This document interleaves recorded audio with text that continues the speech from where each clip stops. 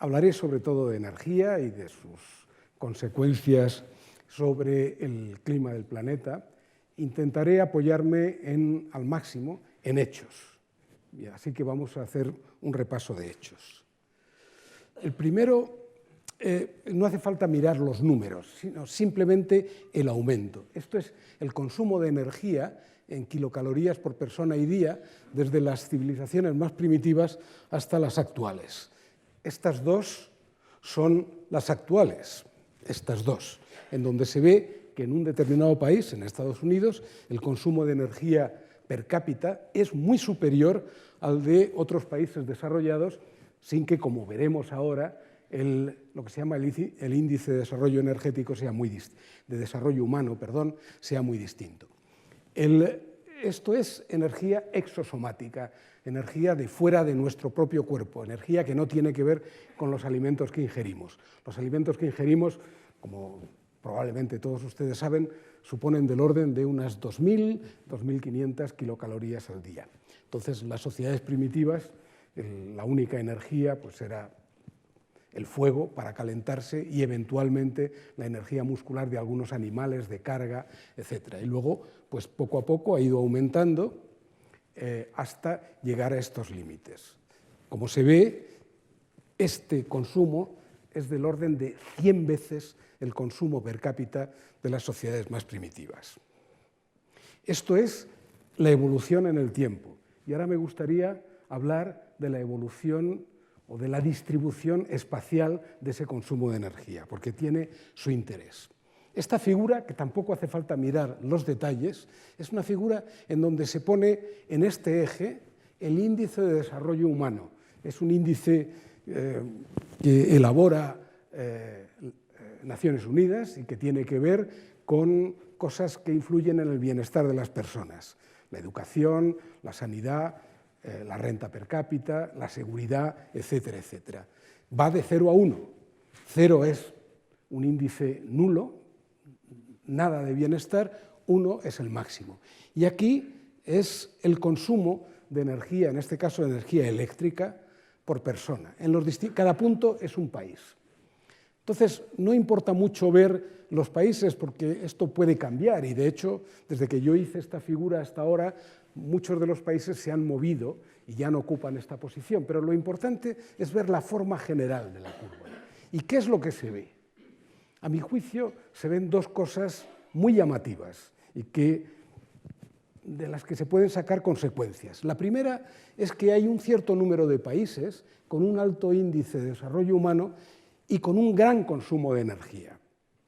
Pero lo que se ve son esos países que están a la derecha y en la parte de arriba del diagrama. Lo que se ve es que el consumo de energía per cápita no tiene mucho que ver con el índice de desarrollo humano. Es decir, que se puede aumentar. Fíjense en el caso de Kuwait, que tiene un índice de desarrollo humano muy inferior a otros países, sin embargo es uno de los que más consumen. Y ahí están Suecia, Estados Unidos, Australia, etc. Esos países tienen un índice de desarrollo humano comparable al de los países de Europa Occidental. Sin embargo, consumen mucha más energía. Primera consecuencia que podemos sacar de ahí: es posible, sin afectar al bienestar humano, reducir el consumo de energía.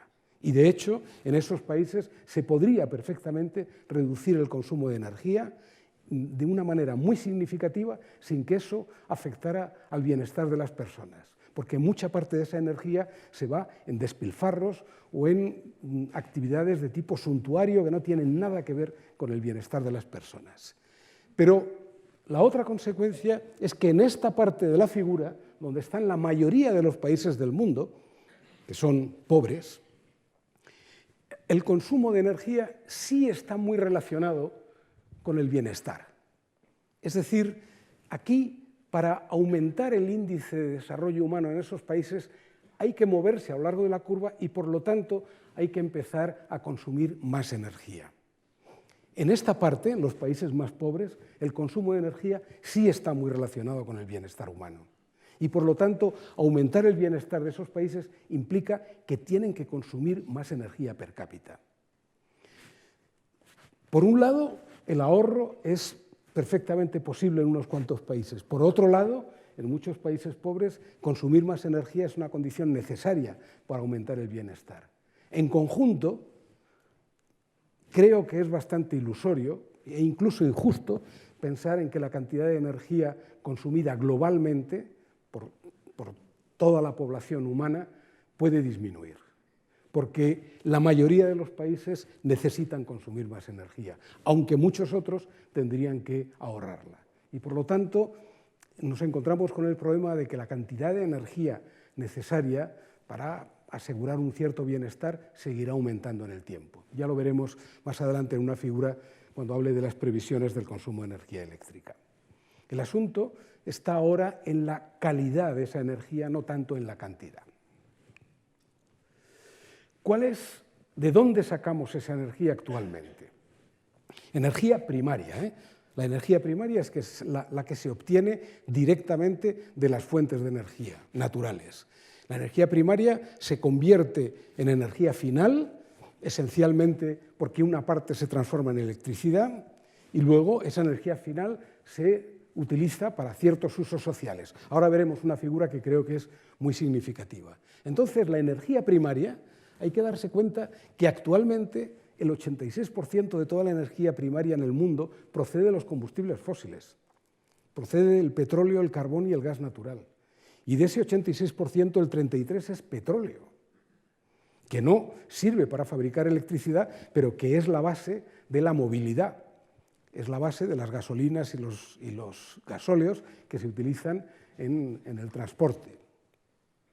La nuclear supone aproximadamente un 5% de la energía primaria y es todo energía de fisión. La energía de fusión es una gran esperanza de la humanidad, no está operativa y no estará durante el tiempo en que es necesario producir esta transición energética.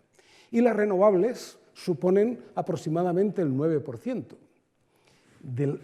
Y de esas renovables la mayor parte es hidráulica, que es la renovable, digamos, clásica, la más antigua. Las renovables modernas, el viento, el sol, la geotermia, etcétera, suponen una cantidad realmente minúscula hoy por hoy en el espectro de energías primarias. Y sin embargo, como veremos, lo fundamental es que se transforme por completo esta figura y que al final la mayoría salga de esas energías renovables y la minoría de los combustibles fósiles. Estos son los recursos que existen en la naturaleza. La mayor parte, esto de ahí, los 23.000 teravatios año por año, son energía solar. Tampoco es muy importante fijarse en los números, solo en el tamaño relativo. La energía solar es con diferencia la más abundante de todas, pero con mucha diferencia. Supone esta circunferencia, este círculo amarillo. El consumo de energía, a ver si consigo, esto es el consumo de energía global de la humanidad y supone una cantidad muy pequeña respecto a la energía solar. Sin embargo, aquí vemos el viento, el viento es esto de aquí, una cantidad mucho más pequeña. Este es el total de las reservas de carbón, son muy grandes, pero todavía muy pequeñas en comparación con el Sol, el uranio, el petróleo, el gas natural, etcétera, etcétera. O sea, la energía solar es con diferencia la más abundante y si pudiéramos aprovecharla de manera eficiente, ahí hay una pequeña... De manera eficiente sería más que suficiente para colmar las necesidades de energía de la humanidad. Pero es muy difusa, muy difusa. La cantidad de energía solar depositada sobre 1 metro cuadrado de terreno es muy pequeña y por lo tanto hay que utilizar grandes áreas, grandes espacios y después concentrarla y manejarla para que se convierta en energía útil. Esta es la figura que yo creo que es importante porque es muy poco conocido, es el tránsito desde las energías primarias. Bueno, verán que algunas diapositivas están en inglés y otras en español, ¿no? Espero que no sea dificultad porque voy a describirlas, porque algunas están sacadas de textos en inglés y otras pues las he hecho yo y están en español. Entonces, aquí está la energía primaria. Aquí tenemos el petróleo, la biomasa, carbón, gas natural, geotermia, viento, hidroeléctrica, nuclear y solar. Esto es lo que ocurre en Estados Unidos, pero da lo mismo. Esto es lo que ocurre en cualquier país. En España, por ejemplo, es una cosa parecida y está muy bien porque indica todos los flujos de energía. Empezamos por el petróleo. En el petróleo prácticamente todo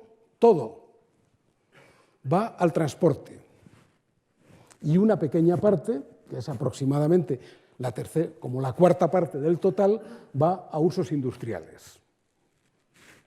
Y en ese transporte, como se ve, aproximadamente el 25% de la energía contenida en el petróleo, en un motor de explosión, se traduce en movimiento. Es la que sirve para empujar al coche o al camión, luchar contra el rozamiento y demás. El resto, el 75% de la energía contenida en el petróleo, se desperdicia. Es esto que va aquí.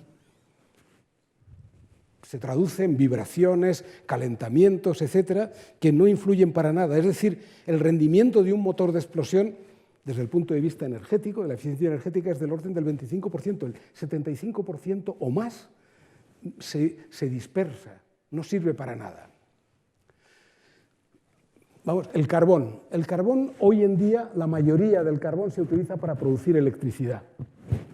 Una parte, la mayoría, la inmensa mayoría, va para producir electricidad. Y una pequeña parte, muy pequeña, va para la industria, para los hornos y demás de la industria. Pero la mayor parte va para electricidad. De las renovables, que están arriba, solar, hidroeléctrica, viento, etcétera, todas esas sirven para producir electricidad y van a producir electricidad.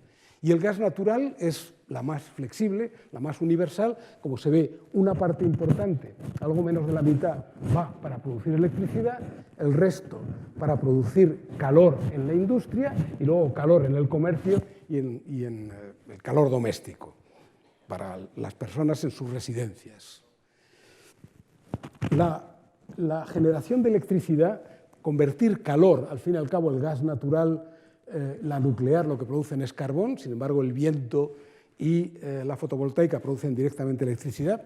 Convertir calor en electricidad es una cosa complicada y de hecho el rendimiento, la eficiencia es del orden de un tercio, del 30-33%. Es decir, solo el 33% aproximadamente del total de la energía primaria se convierte en electricidad y el resto de nuevo se desperdicia. Es eso gris que va al desperdicio. Entonces, esto es la energía primaria, esto de aquí es la energía final, que es esencialmente lo mismo, más electricidad, y estos son los usos: transporte, industria, comercio y residencias. Y de todo eso se ve que aproximadamente algo menos del 40% se convierte de verdad en energía útil, algo que nos sirve para movernos, para calentarnos, y el resto, más del 60%, se desperdicia. Por los procesos necesarios de transformación energética o de transporte, se desperdicia. Esta es la evolución, digamos, de la energía desde las fuentes primarias, la parte final, los usos sociales. Estas son dos observaciones tontas que probablemente no haga falta, pero como se habla mucho del hidrógeno, la electricidad, desde luego, no es una fuente de energía, solo es una forma de transportarla y de usarla. Y el hidrógeno no es una fuente de energía porque no existe. ¿No se oye bien? Sí. Ah. Ya está. Porque no existe libre en la naturaleza y, por lo tanto, no es una fuente de energía. Para que algo funcione con hidrógeno, primero hay que fabricar el hidrógeno. Y para fabricar hidrógeno hay que gastar una cantidad de energía que es superior a la que luego se obtendría utilizando ese hidrógeno. Por lo tanto, el hidrógeno no es una fuente de energía. Lo digo porque a veces hay, lo pongo aquí porque a veces hay ciertos malentendidos a propósito del hidrógeno. El hidrógeno no es una fuente de energía, es una manera de transportarla o de utilizarla o de almacenarla. El efecto invernadero y el clima de la atmósfera. Toda la energía de los procesos naturales, toda procede del Sol, excepto una pequeña parte que es aproximadamente casi toda la energía geotérmica, que procede bien del calor residual, de cuando la Tierra era muy caliente, y la mayoría procede de materiales radiactivos que están en el interior de la Tierra, que se desintegran y producen calor. Pero todo el resto procede del Sol. Entonces, el Sol emite radiación visible, que está en el espectro del visible, porque el Sol emite todo cuerpo emite una radiación electromagnética que depende de la temperatura de la superficie. La superficie del Sol está a unos 6.000 grados centígrados, emite en el visible y nos llega en el visible. También hay parte de infrarrojo, etcétera, nos llega en el visible.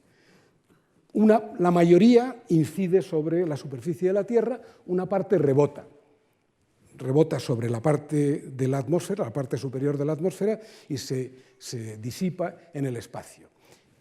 La parte de la energía solar que incide sobre la Tierra es la responsable de todos los procesos, del movimiento del agua, del viento, de la vida de las plantas. Todos los procesos se basan en esta energía que llega del Sol.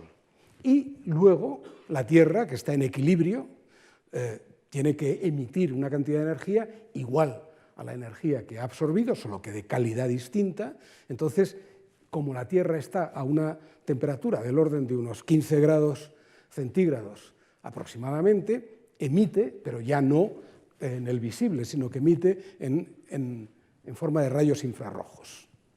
Y en principio la cantidad de energía que emite tiene que ser igual a la que absorbe.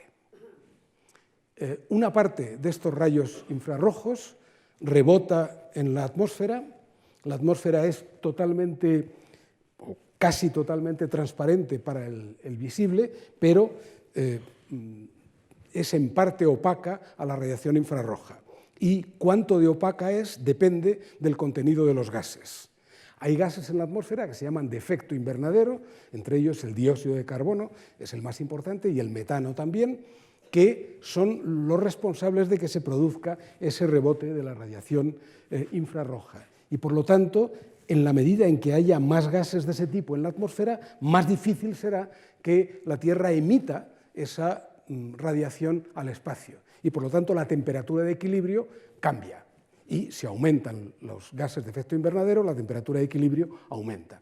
Este es el principio del efecto invernadero y del cambio climático. Si varía la composición de la atmósfera y aumentan los gases de efecto invernadero, aumenta la dificultad para que la Tierra libere la radiación infrarroja y, por lo tanto, la temperatura de equilibrio es superior. Aquí se ve, esto es datos científicos, que tampoco hace falta ver los detalles, simplemente, grosso modo, por un lado es la evolución de la temperatura en los últimos aproximadamente medio millón de años, y aquí el contenido de CO2 en la atmósfera durante ese medio millón de años. Eso se puede medir con varios procedimientos que no tengo tiempo ahora de explicar, pero que son muy ingeniosos. Y lo importante es que hay una correlación. Antes hemos visto lo que es el efecto invernadero y, por lo tanto, que hay una correlación entre la temperatura de equilibrio del conjunto de la Tierra y la composición de la atmósfera. Y aquí es una demostración empírica. Estos son datos experimentales, por un lado, de presencia de CO2 en la atmósfera y aquí temperatura. Si hay una correlación, los máximos en CO2 corresponden a los máximos de temperatura y los mínimos corresponden a los mínimos. Luego hay esa correlación. Esa correlación está bien establecida. Ahora, ¿qué está ocurriendo en los últimos tiempos?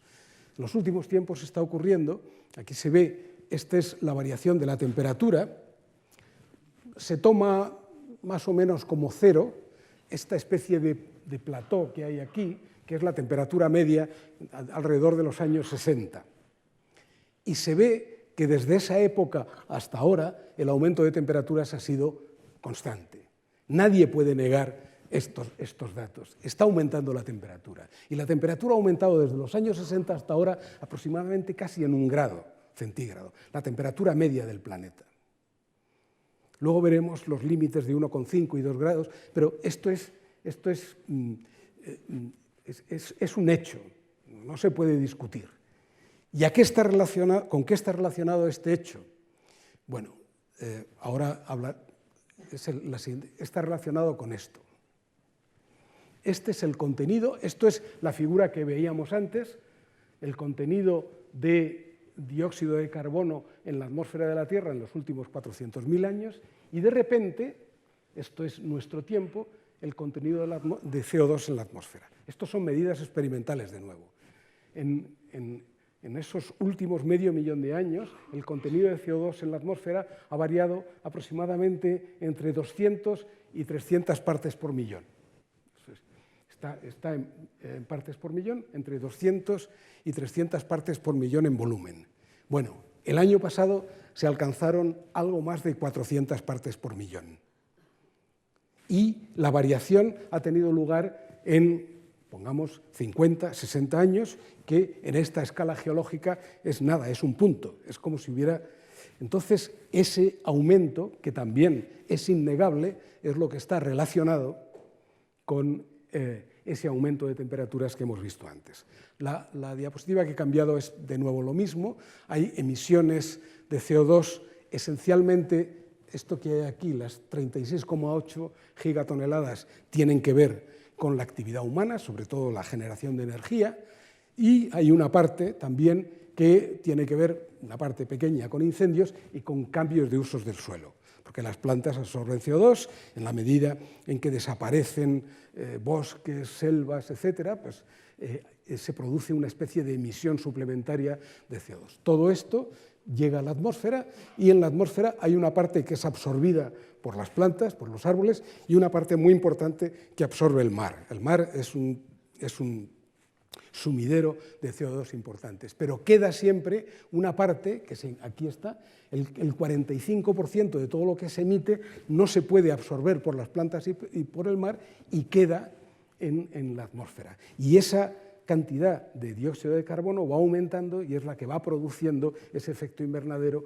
responsable del cambio climático. Aquí se ve, en 2016, la cantidad de CO2 en la atmósfera era 403. Habíamos pasado ya el límite de las 400 partes por millón.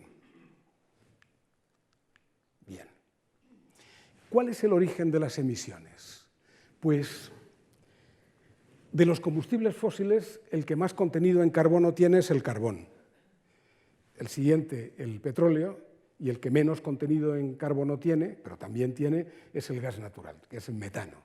Entonces, el carbón es el combustible fósil más contaminante con diferencia por los dos motivos, porque emite más CO2 por unidad de energía producida, pero porque además el carbón emite otra serie de contaminantes que no tienen nada que ver con el CO2, con partículas microscópicas, con metales pesados, etcétera, etcétera.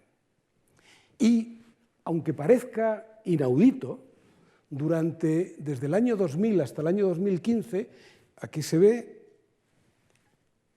ahí está, esta parte de color así beige, naranja, es lo que más ha crecido en el mundo.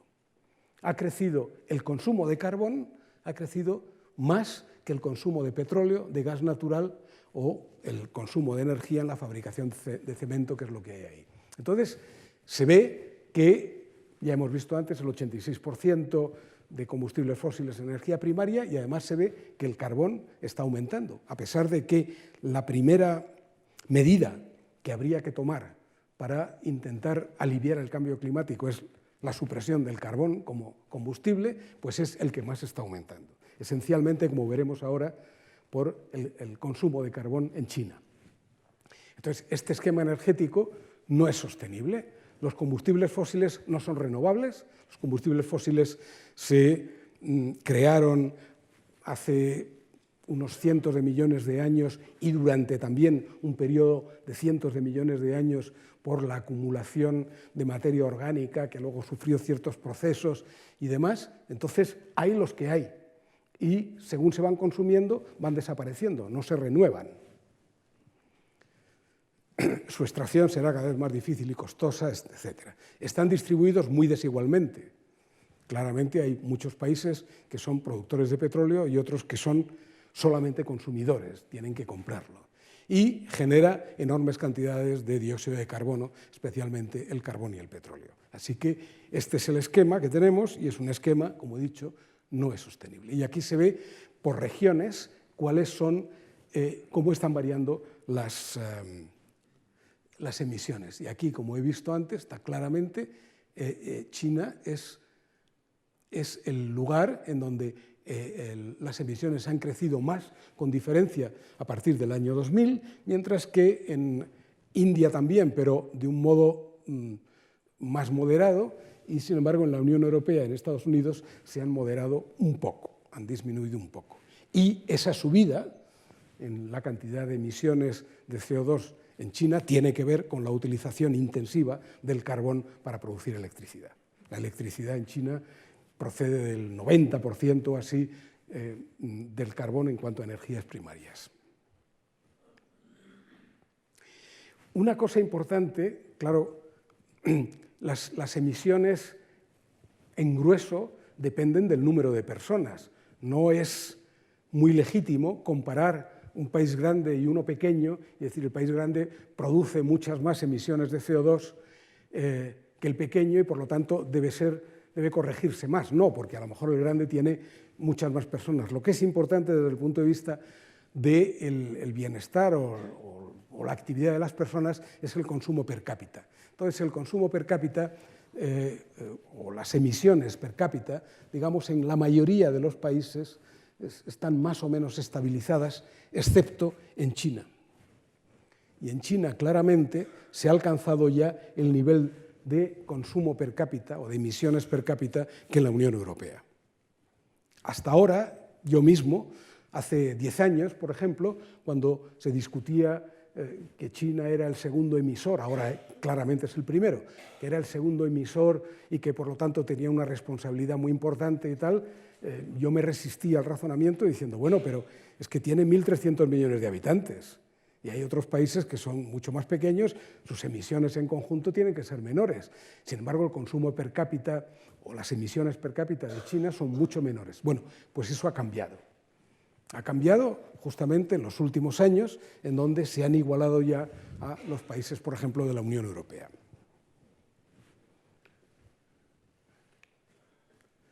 Bien, entonces, ¿cuáles son los elementos del cambio hacia la sostenibilidad? Es decir, hacia que el cambio climático no se produzca de un modo rápido, por ejemplo, si es en varias décadas o en un siglo, eso desde el punto de vista geológico es prácticamente instantáneo. Entonces sería un cambio drástico y casi instantáneo,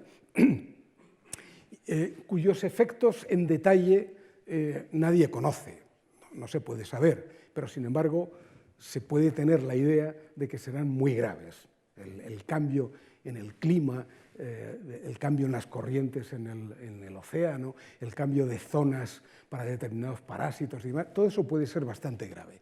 ¿Cómo luchar contra ello? Pues de lo que hemos visto anteriormente, una cosa fundamental a lo que está ligado es al esquema de consumo energético.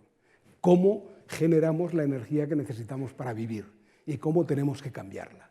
Entonces, los elementos del cambio serían, lo primero, ahorro y eficiencia energética, que es actuar sobre la demanda de energía, intentar poner limitaciones a lo que cada cual consume como energía. Como he dicho antes, eso solo es posible en una serie de países que son países ricos. En la mayoría de los países, exigir a personas que tienen escasez de todo y también de energía, que todavía gasten menos energía, no sería sensato ni justo. Menos combustibles fósiles, eso es fundamental, y tendencialmente tendrían que ir a cero.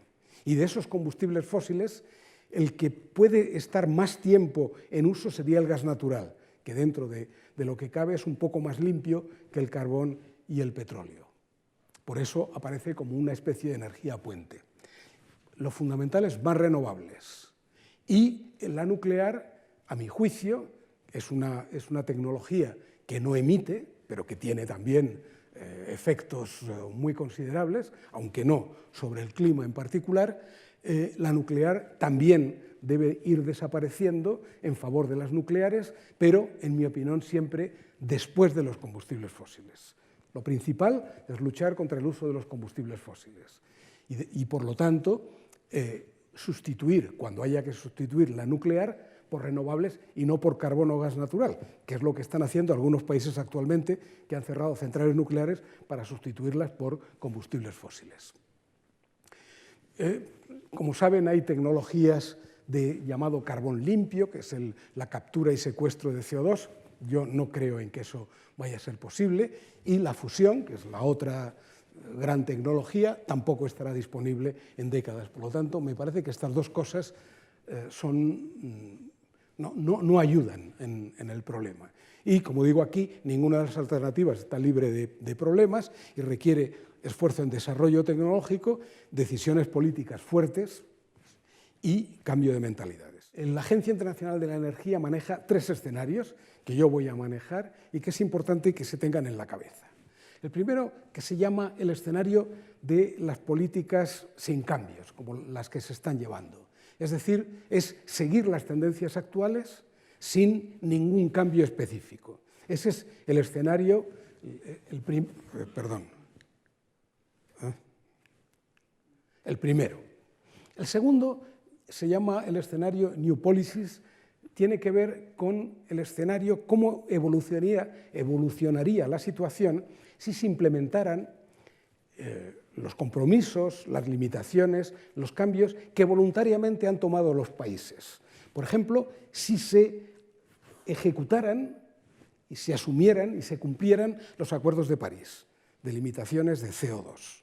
Eso es lo que se llama nuevas políticas, el escenario de nuevas políticas. Y luego el escenario de desarrollo sostenible, que se llama también escenario 450 de la Agencia Internacional, que sería la senda que conduciría a limitar el aumento de temperatura a finales de este siglo en 2 grados centígrados o, como se acordó en los acuerdos de París, a 1,5, que eso yo creo que eso es como el que está discutiendo lo difícil que es llegar a Marte y hay alguien que dice, no, lo que hay que hacer es ir a Júpiter. Digo, bueno, primero, pues esto es lo mismo, estamos discutiendo lo difícil que son 2 grados y hay alguien que dice, no, 1,5. Bueno, una declaración.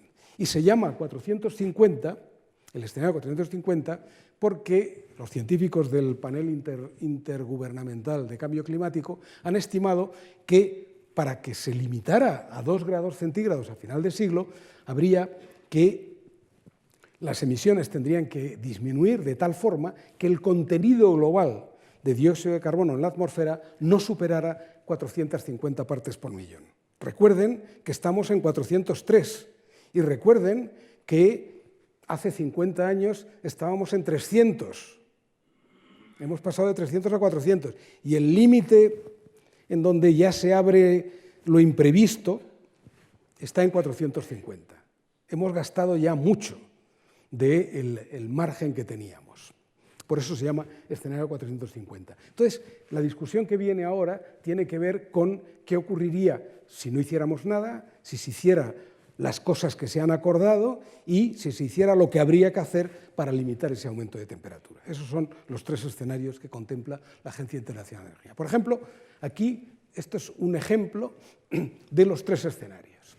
Estos son las emisiones de dióxido de carbono. Actualmente están estamos aquí, están en el orden de unos 45 gigatoneladas, son 45.000 millones de toneladas de dióxido de carbono que se emiten a la atmósfera. La mayoría, que es esto azul oscuro, la mayoría viene de la producción de energía o el uso de la energía, la explotación de las fuentes de energía primaria. Luego el resto son otras cosas, son LULUCF, por ejemplo, es usos de la tierra y cambios de uso de la tierra y deforestación o forestación, etcétera, etcétera. El metano también, el CH4 es el metano, también contribuye un poco. Entonces, aquí están los 3 escenarios. En rojo es si se siguen las tendencias actuales sin hacer nada, ¿qué ocurriría? Pues ocurriría que seguiríamos aumentando las emisiones cada año y llegaríamos en el año 2050 a cerca de las 70 gigatoneladas. Si hiciéramos, asumiendo que se van a cumplir los compromisos de París, por ejemplo, y que todos los países van a disminuir sus emisiones o van respecto de las que tienen o respecto de las que tendrían, porque eso cada cual ha tomado ahí su punto de vista. ¿Qué ocurriría? Pues las emisiones se estabilizarían, no disminuirían, anuales, se estabilizarían. Estabilizar las emisiones cada año no quiere decir estabilizar la cantidad de CO2 que hay en la atmósfera. Porque si cada año emitimos una cantidad, aunque sea igual que la del año anterior, sigue aumentando. El CO2 en la atmósfera tarda del orden de siglos en desaparecer. Por lo tanto, eso va aumentando, aumentando y llegaríamos claramente a traspasar esa frontera de las 450 partes por millón. Y esto, de la Agencia Internacional de la Energía, esto que va bajando, es lo que habría que hacer de aquí a 2050 para que la cantidad de CO2 en la atmósfera no superara esas 450 partes por millón y, por lo tanto, estuviéramos en un escenario sostenible. Eso quiere decir que habría que disminuir las emisiones aproximadamente a la mitad en el año 2040. 2040 no está tan lejos. Por ejemplo, 2040 es la fecha esta que se ha marcado para que dejen de fabricarse motores de coches con motores de combustión interna, etc. 2040 o 2050 no está tan lejos. Las transformaciones que hay que hacer son tan grandes que hay que hacerlas con mucho tiempo. Entonces, esos son los tres escenarios. Y el llamado sostenible, este de aquí, está muy lejos, se separa mucho de los otros dos. Bueno, estos son las emisiones de CO2 durante los últimos años, han ido aumentando, aunque ha habido aquí, se observa un ligero cambio de tendencia en 2015. Ahora lo veremos. Aquí está. Estas son las emisiones anuales hasta el 2010 y hasta el 2014. Hasta el 2014 han ido aumentando. Aquí se ve, están en las 30 gigatoneladas estas, y luego en los años 2015 y 2016 se han estabilizado, más o menos de acuerdo con el escenario este de nuevas políticas, no el sostenible. Desafortunadamente, en el año 2017 ha habido un pequeño incremento, no se ha estabilizado. Aquí está, en el año 2017 ha habido este pequeño incremento, con lo cual la tendencia sigue aumentando. Estamos en un punto en donde a partir de ahí, o bien seguimos aumentando, cuyo caso no sabemos lo que va a ocurrir, estabilizamos de acuerdo con los compromisos de los países, o empieza una disminución, y una disminución importante, para mantener la temperatura del planeta, digamos, bajo control. Esos son. Aquí están, de nuevo, los tres escenarios, pero con lo que ocurriría con las emisiones. En las current policies estas, en la cantidad, las emisiones anuales siguen aumentando, en el escenario de las nuevas políticas aumentan menos, aquí se ve que aumentan un poquito más, pero prácticamente se estabilizan, y sin embargo, en lo que requeriríamos, el desarrollo sostenible, tendría que producirse una disminución importante. Y justamente este punto es el que corresponde a donde estamos ahora. Más o menos es el punto de inflexión. A partir de ahí vamos a empezar a disminuir emisiones de forma significativa, o vamos más o menos a estabilizarlas, o va a seguir aumentando. Ese es el dilema, y ahí está la gravedad de lo que puede ocurrir de aquí en las próximas décadas. Bueno, esto no tiene mayor importancia. Bueno, después del 2040, esto es el desarrollo sostenible, después del 2040 tendrían que seguir bajando las emisiones. De hecho, tendencialmente, a finales de siglo, tendrían que ir a cero. Si van a cero, llegaríamos a mantener la temperatura, el aumento de temperatura del orden de 2 grados centígrados. Para ir a 1,5 incluso tendrían que ser negativas, es decir, tendríamos que extraer dióxido de carbono de la atmósfera a partir de cierto momento. Muy difícil. Estas cosas son como, no sé si estoy transmitiendo el mensaje de que hablar de luchar contra el cambio climático, que se hace de manera a veces un poco superficial, es una cosa muy complicada, muy difícil. De nuevo, aquí se ve, para pasar de un escenario que se da por más o menos asumido, que es teniendo en cuenta que los países van a hacer de verdad lo que prometieron hacer respecto de las emisiones, y el escenario sostenible, aquí está la diferencia. Y la diferencia, según la Agencia Internacional de la Energía, es que de esa reducción el 44% debería venir de un aumento en la eficiencia. En la eficiencia, en el uso de la energía, en la producción de electricidad, en el transporte, en el uso de la energía, que no se pierda en los cables de alta tensión, que no se desperdicie energía en las industrias y en los domicilios, etcétera, etcétera. El 44% eficiencia. La eficiencia es fundamental. Y el otro 36% renovables.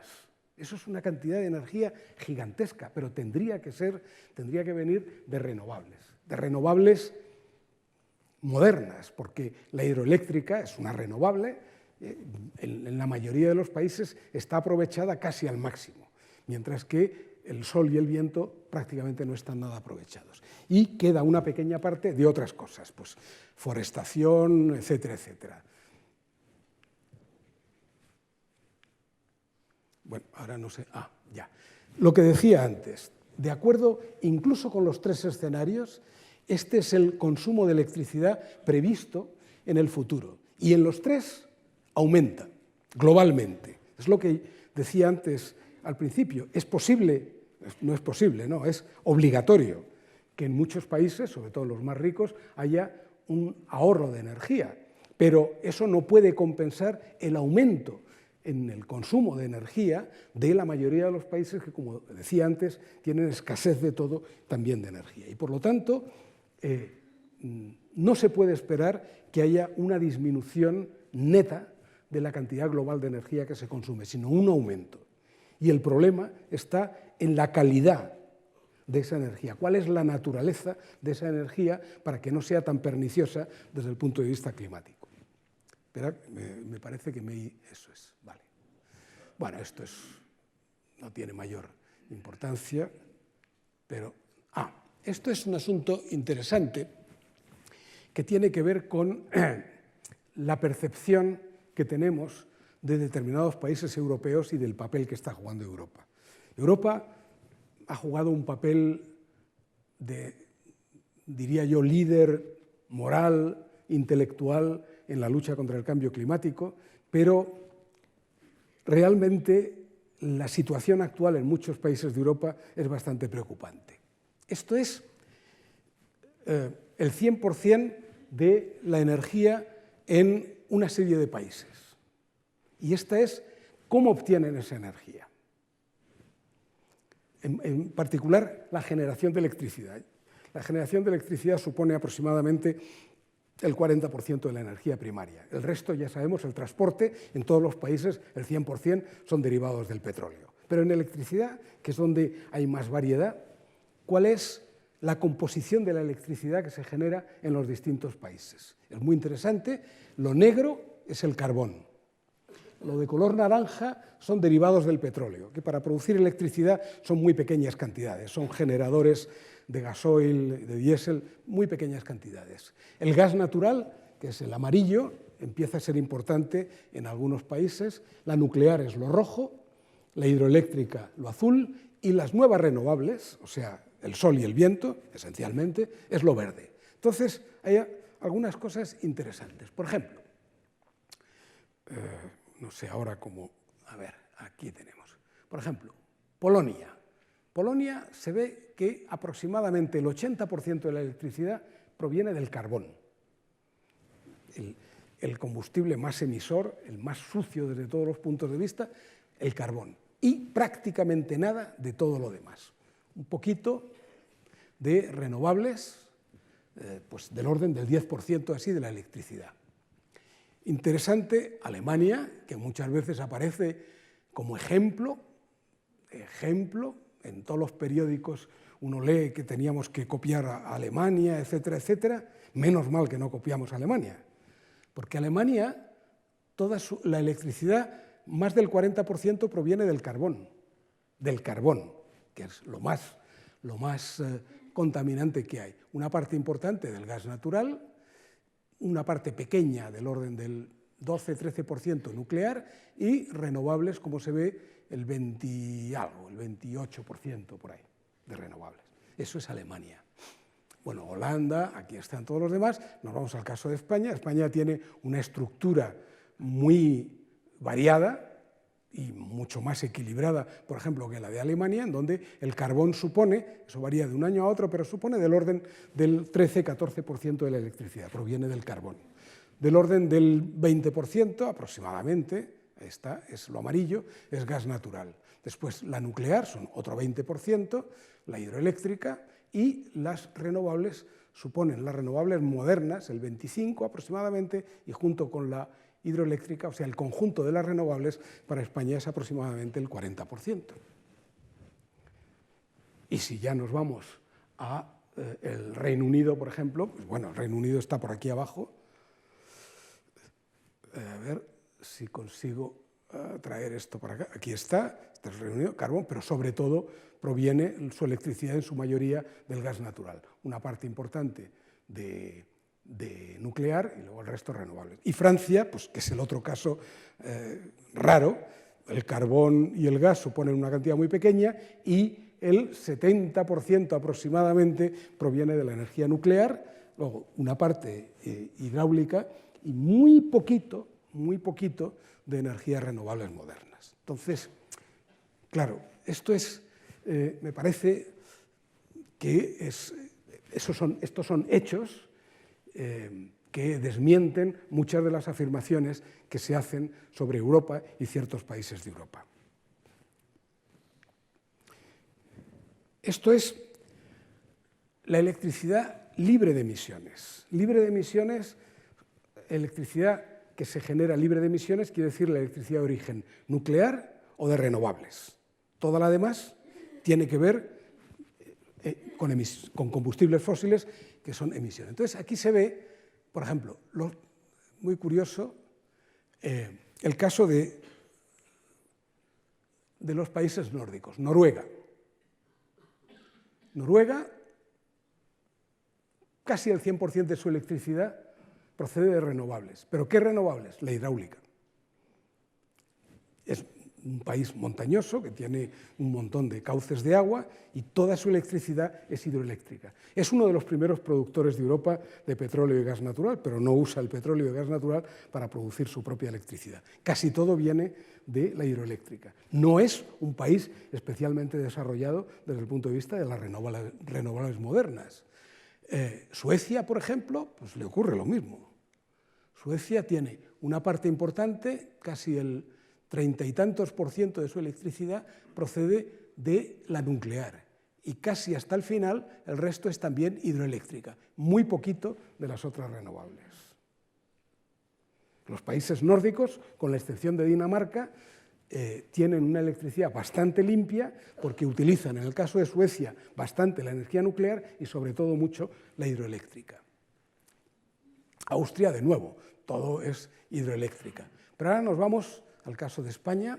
En el caso de España, pues hay el 60% de la electricidad libre de emisiones, de los cuales aproximadamente el 50, el 20 y algo procede de la energía nuclear, un poco de la hidroeléctrica, que es esto azul, y el resto, lo verde, es del viento y del sol, lo verde y lo amarillo, el sol y el viento, la hidroeléctrica, etc. Tiene una componente nuclear más pequeña que esos otros países, hidroeléctrica no tiene mucho porque no es un país como los países nórdicos, pero el desarrollo de energías solar y de viento es importante. De hecho, en energía solar solo Alemania e Italia tienen una componente de energía solar superior. En el caso de Alemania, tiene electricidad libre de emisiones menos que España, aproximadamente el 40%, porque recordarán que todo lo otro era carbón más gas natural. Entonces, en Alemania, casi el 20%, el 17% o por ahí, es energía nuclear y luego un poco de hidroeléctrica, no mucho, porque Alemania es un país bastante plano, y luego sol y viento, y biomasa y residuos. En el caso de Italia, Reino Unido. El Reino Unido, aproximadamente el 30%, 30 y algo, es libre de emisiones. Todo el resto, de aquí hasta el 100%, es un poco de carbón y sobre todo mucho gas natural. Y de eso, de ese de ese 30 y poco por ciento, casi el 20 es energía nuclear. Y el resto, que son renovables, es bastante poco. Y aquí está para la comparación, abajo, Estados Unidos, donde de nuevo nuclear es aproximadamente el 18-20%, hidroeléctrica es esta parte, también tienen bastante, el 10%, y también renovables modernas muy poco. Estos son los hechos, así es como se genera la electricidad en el mundo. Como se ve, el carbón tiene una importancia enorme, incluso en estos países que son los que menos carbón utilizan, porque China utiliza el carbón en grandes cantidades e India, que es el otro país también superpoblado, más todavía. O sea que estos, que son los países más limpios, todavía el carbón es importante y la parte sin emisiones no es una parte muy grande. Y una parte importante de la parte sin emisiones procede de la energía nuclear. Y yo creo que con esto vamos a acabar por hoy. El día siguiente, el próximo día continuamos. Esto es la evolución de la generación eléctrica en España, que es, yo creo, muy interesante. Porque aquí se ve, desde el año 2010 hasta el año 2017, la energía nuclear ha supuesto, es lo azul, aproximadamente el 20%, muy constante, el 20%. Luego, el carbón ha tenido altibajos. Los altibajos en el carbón dependen esencialmente de la normativa, de que se penalice o se subvencione el uso del carbón. No depende de que se hayan encontrado nuevas minas de carbón o nada de eso. Tiene que ver estrictamente con la normativa y tiene oscilaciones. Y desafortunadamente, en los últimos tiempos, la producción eléctrica con carbón es bastante importante, es del orden del 15, 16, 17%. El gas natural, pues, es un poco lo que sirve para complementar todo lo demás. O sea, todo lo demás dependen o bien de los recursos que se tienen o bien de la normativa, y lo que queda para rellenar hasta el 100% es el gas natural, que es lo verde. El fuel oil es una cantidad pequeña. La energía solar, como se ve, depende un poco del año climatológico y demás, está arriba del todo. Es relativamente constante, pero una cantidad pequeña. Y lo que es importante es la energía eólica, que es esta parte de color calabaza, la energía eólica, que empezó a crecer hacia el año 2012, 2013, y ahora está más o menos en el 20%. Entonces, de todo esto, lo que es más, curiosamente, lo más oscilante y lo más irregular, por motivos naturales, no por motivos de normativa, es la energía hidroeléctrica, esta, la azul, que tiene unos altibajos importantes dependiendo de cuál sea el año climatológico. Por ejemplo, el año 2017 fue un año muy malo de lluvias y, por lo tanto, la componente de energía hidráulica fue muy pequeña. Este año 2018 está siendo un año muy lluvioso, entonces cuando haya el resultado final para el 2018, la energía hidroeléctrica habrá crecido bastante. Si uno ve la fracción de renovables, que es hidroeléctrica más las nuevas renovables, a lo largo del tiempo ha ido creciendo, ha llegado al 40%, más o menos está estable en el 40%, y el último año, 17, bajó por la disminución de hidroeléctrica. Porque si uno resta la hidroeléctrica, y estos son solo solar y eólica, pues se ve que va aumentando y se estabiliza alrededor del 25-26%. Sobre todo en los últimos años, donde ha habido una estabilización del nuevo desarrollo de renovables.